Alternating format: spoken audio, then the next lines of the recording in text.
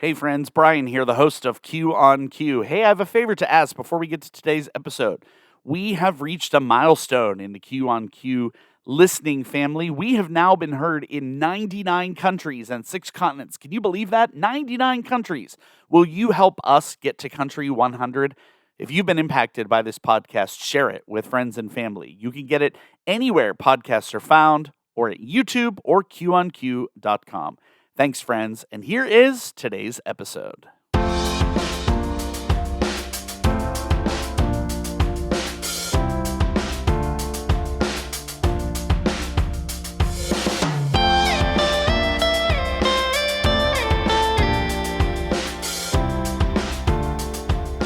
Well, hey, friends, welcome to Q on Q. We are glad you are with us this week. Well, it's May. We've had our spurt of warmer days here where we're located, but it's been cold lately, chilly. I think they said this was the warmest April on record, but now that it's May, it's cloudy and rainy, and I hear we might have to cover the plants the next couple nights. Not looking forward to those chillier nights. Hopefully, some warmer days are ahead. We're anxious to get outside and to cook on the grill and enjoy our patio and make some s'mores and just enjoy the summer nights that are ahead. As a teacher, there's a certain point in the school year where the energy just starts to feel different. And, the routines are still there. Our responsibilities haven't changed, but something underneath it is shifting. Well, staff and students are still coming to school, still doing what needs to be done, but it's taking more out of us than it used to. And as a teacher, if you're honest, you're not just tired. You are literally running on something deeper than that. Well, that's where we're headed today. And I hope this episode is not just for my teacher friends that are listening out there, but for all of us. Because I think it's important to identify that, to name that feeling clearly. Because for a lot of people, especially teachers, but for all of us, this feeling kind of gets brushed off as just part of the job. Of course you're tired. Of course you're worn down. You've been at this for 8+ months and the kids are ready for summer and it's the end of the year. But what many people are experiencing right now isn't just end of school year fatigue. It's something heavier. Something that doesn't go away with a good night's sleep or even a weekend off. If you've been with us over the last few series, you know that we've been talking about burnout and calling and worth and being placed where you're meant to be. All of that matters with what we're about to talk about today because where you've been pouring out consistently, no matter what field you're in, it adds up. For teachers, it's pouring into your students and pouring into your work and the responsibilities and all those extra things that get added this time of year. It adds up. Even when you love what you do, even when you know you're where you're supposed to be. That's why this moment matters. Not because something's wrong, but because you're starting to feel the weight of how much you've been carrying and how much you've been giving, and realizing how little space there actually has been to refill. And I know this is going to be hard to hear or maybe to realize, but instead of ignoring that or pushing past it, it's worth slowing down just enough to recognize it for what it is. Because if you don't name it, you'll misread it. You'll assume you're just tired or my teacher friends are just ready for summer. But what if it's more than that? What if what you're feeling right now is actually your signal to pay attention? Not to panic, not to quit, but just to pay attention. I'm sure a lot of you have heard the phrase that you can't pour into others if your own buckets are empty. Well, I know it kind of seems cliche, especially for teachers, because so many of us give so much that we neglect to refill ourselves. And then there's nothing to give. But amazingly, we give it anyway. One of the most helpful distinctions you can make right now is the difference between being tired and being depleted, because they are not the same thing, even though they can feel similar. Tired is something most of us understand. A long day, a busy week, a full schedule, or maybe you didn't sleep that well the night before. Usually, tired has a fairly clear solution. Rest, get some sleep, take a break, and over time your energy comes back, even if it's not quite 100%. But depletion is different. It isn't just about needing rest, it's about something deeper being drained. It's the kind of fatigue that doesn't fully go away, even after you've had some time off. You can sleep in, take a day to yourself, even step away for a bit, and still feel like you're not fully back. That is often the sign that what's been taken from you isn't just physical energy, but emotional and even spiritual capacity. For teachers, this shows up really specific ways. You might notice your patience is shorter than it used to be, even in situations you've handled well all year. You might find yourself just going through the motions. You teach the lesson, manage the room, check the boxes, grade the assignments, but without the same level of presence or connection. Or maybe there's that feeling on a Sunday night that hasn't really lifted, no matter how many weeks you've pushed through. Here's why the distinction matters so much. You cannot treat depletion the same way you treat tiredness. If you're tired, rest will help. If you're depleted, rest is just a start, but it won't be enough on its own because what's empty isn't just your energy, it's the deeper reserves that sustain you over time. Now, before I move forward, there's a certain level of honesty that we all have to have. It's easier to tell yourself that you're just tired because that feels temporary and manageable. But admitting I might be depleted forces you to slow down and take a closer look at what's actually going on. Not in a dramatic way, but in a real, grounded way that allows you to respond instead of just pushing through. Because if you mislabel depletion as just tiredness, you'll keep applying short term solutions to something that really needs deeper attention. And over time, that gap just grows wider. It starts with how much you carry that nobody else really sees. Think of it as a teacher. It's not just the lessons or the grading, it's the constant awareness and the responsibility you feel for your students beyond the classroom. When I was trained in college 30 plus years ago, we weren't trained on how to be counselors or manage a myriad of different diagnoses. We're just doing a job. We're doing many jobs nowadays and holding space for people all day long. We care about our students. We care about their well being and we want to be all that we can be for them. But over time, that kind of giving adds up, especially when there isn't much room to process or refill what's being poured out. What makes it harder, no matter what the career, is that this doesn't feel dramatic while it's happening. It feels normal. You adjust. You push through. You tell yourself this is just part of the rhythm. But slowly, things start to shift. Your reactions get a little bit sharper. Your patience runs out a little faster. Things that wouldn't have bothered you before start to feel heavier than they should. For some of us, it shows up in obvious ways. I think of irritability or constantly complaining. But it often shows up as something more subtle, too, like a sense of numbness. You're still doing everything you're supposed to, but the connection isn't quite the same. Those moments that used to bring energy now just feel like another thing to get through. And if you're really honest, there might even be a little bit of cynicism creeping in, where you start to question whether what you're doing is really making a difference at all. And underneath all of that are the quiet thoughts we don't always say out loud. I just need to get through this. I don't have anything left today. I'll care more when I have more to give. Those thoughts aren't signs something is wrong with you. They're signals that something in you has been stretched longer than it was meant to go without being restored. As human beings, we're not designed to give endlessly without being refilled.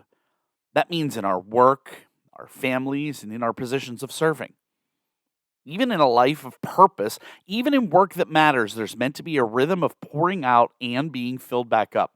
And when that rhythm gets out of balance, it doesn't just affect your energy, it affects how you see people. It affects how you see your work. It affects how you see yourself. It's not failure, and it's certainly not weakness. Think of it like feedback. It's your life telling you something your schedule hasn't made space to hear. And the sooner you start listening, the more clearly you will understand what needs to change moving forward.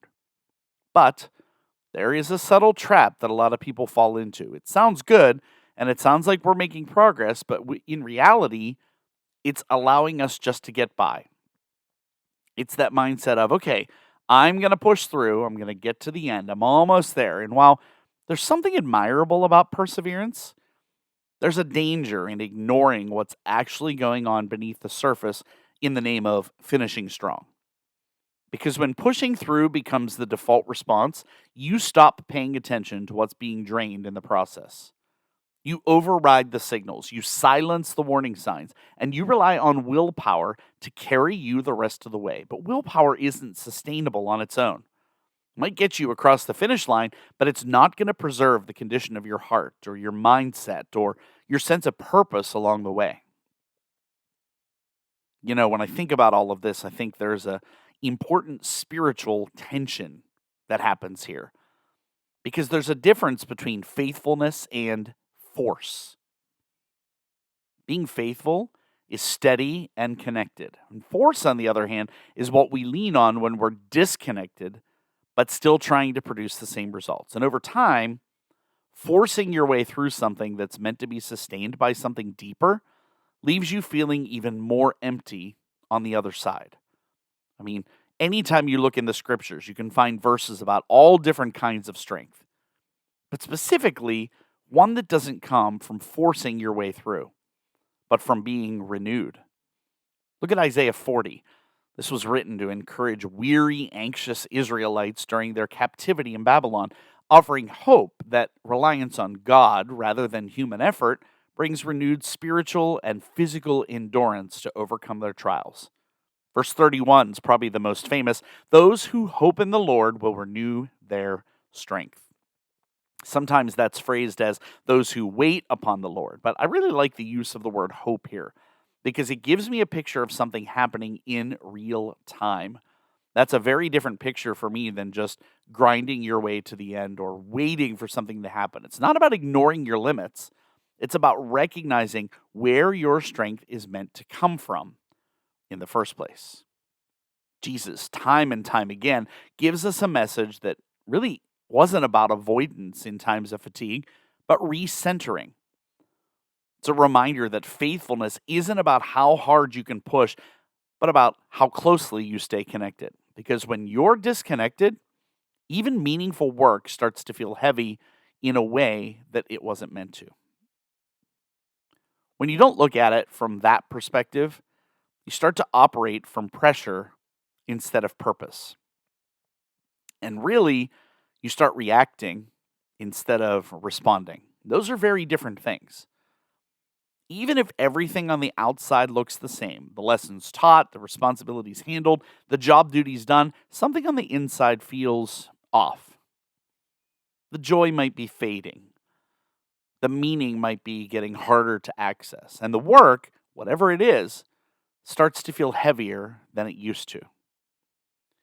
Friends, we were never meant to live our lives powered solely by our own efforts. There's an invitation to live from something deeper, something that restores and centers and sustains you in a way that striving never can. But that kind of renewal doesn't happen when you're constantly overriding your need for it. So the trap isn't pushing through, it's believing that pushing through is the only option. And the longer you stay there, the more disconnected you become from the very things that once gave your work meaning. So if that's where you are today, somewhere between tired and depleted or trying to define where you're at, the next step isn't to completely overhaul everything. It's to get replanted so you can get replenished. To start small and get honest about what you actually need. One simple place to start is this. Name one thing every day that drains you and one thing that gives you life. Write it down somewhere. Doesn't have to be deep or poetic, just being aware. Over time, you'll start to see patterns, and patterns are what help you make better decisions. And you might say, what if the things that drain me are unavoidable? parts of responsibilities from my job or things I have to do or interact with every day or certain people that I see all the time, then ask yourself this: why are those things draining you? And how can you reframe your focus so that these things don't drain you at all, or at least are less draining? Or could it even be life giving? Another practical step is to build a short, consistent reset into your day. Not an hour, not a full routine, just 5 to 10 minutes where you intentionally disconnect and recenter. That could be praying or sitting in silence or stepping outside, going for a walk, or even sitting in your car before you go home. It's not a checkbox, but it's a way to slow your mind down and remind yourself you're not carrying everything alone. It's also worth paying attention to how you start your day. Not perfectly, but intentionally. Before the emails, before the noise, before the pace picks up, take a minute to ground yourself. Something I've been very intentional about this school year, not at the very start of my day, but pretty close, is starting the first 5 or so minutes of my drive to work each day by praying out loud. Yes, I keep my eyes open. By asking God to be with me in the things of my day and for my family and folks that we know that are going through medical concerns. And it might not seem like much, but it has been so big for me. And if I get into something else or hop in the car and start driving and I kind of have the wrong attitude about the day and I don't do it, it makes a big difference. It's just a few minutes each day at the start, a reminder you don't need everything for the whole week. You just need what's sufficient for today. That shift alone, man, has that been a game changer for me. It really can take the pressure off of what you're going to experience during the day in a real, tangible way, or at least put you in a different mindset. Another step that matters more than people think: create a boundary that you actually plan to keep. It might not be checking email at a certain time, it might be leaving work at a set point 1 or 2 days a week, it might be not taking homework assignments home to grade for one night and scheduling something fun to do instead. Might even be choosing not to take on something extra right now. None of that is selfish. It's stewardship.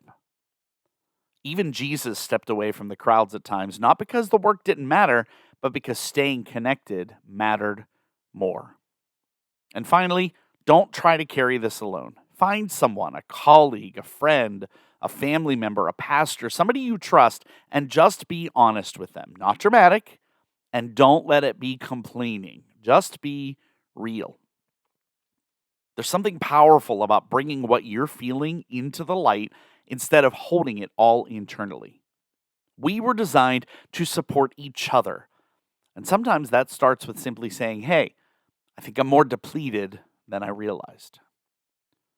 None of these steps are complicated, and they're certainly not earth shattering, but they are things that require you to be intentional. And taken together, they start to shift you out of survival mode and into something more sustainable, where you're not just making it through the end of the year, but you're taking care of the parts of you that need to be restored along the way. So here's my plan for the rest of the school year, and I hope you will do this with me. As we go through the next few days and next few weeks, don't overcomplicate it. Just stay aware.